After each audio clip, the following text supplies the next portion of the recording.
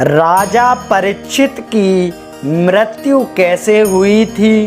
जब राजा परीक्षित की मृत्यु हुई तब उनकी आयु कितनी थी और राजा परीक्षित को श्राप किसने दिया था? आज की इस वीडियो में हम यही बताएंगे। उससे पहले हमारे YouTube चैनल टोटल आत्मज्ञान को सब्सक्राइब कर लें और बेल आइकन प्रेस कर दें। चलिए बिना टाइम वेस्ट किए वीडियो को शुरू करते हैं। एक बार राजा परीक्षित वन में आखेट के लिए गए। वहाँ उन्होंने एक हिरण को बाण मारा और उसके भागने पर उसका पीछा किया।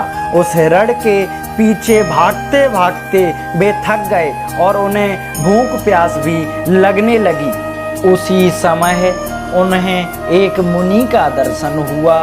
वे मुनि मौन व्रत धारण किए हुए थे। उन्होंने उन्हीं से प्रश्न किया परंतु वे कुछ नहीं बोले। उस समय राजा भूखे और थके मंदे थे, इसलिए मुनि को कुछ न बोलते देखकर क्रोधित हो गए।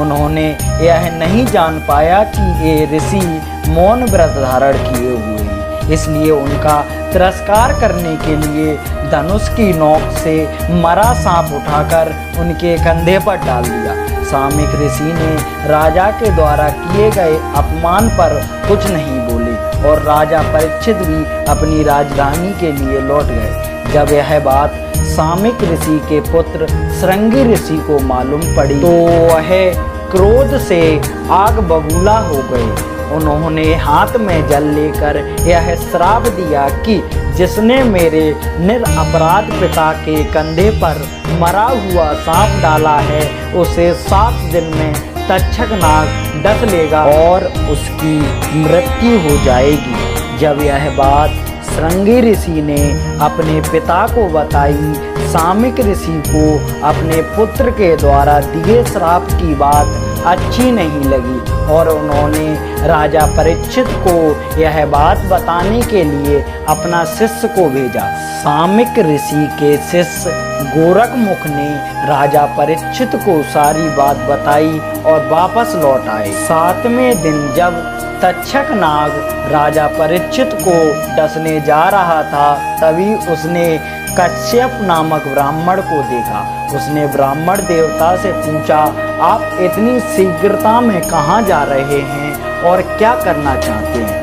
कश्यप ने कहा, आज तक्षक नाग राजा परीक्षित को मारने को जा रहा है। उसके डसने के तुरंत बाद मैं उन्हें जीवित कर दूंगा। तब तक्षक नाग ने कहा, मैं ही तक्षक हूँ। आप मेरे डसने के बाद उस राजा को क्यों जीवित करना चाहते हैं? आप मेरी शक्ति देखिए, मेरे डसने के बाद आप उसे जीवित नहीं कर सकते। यह कहकर तक्षक नाग ने एक वृक्ष को डस लिया। उसी समय वह वृक्ष जलकर खाक हो गया।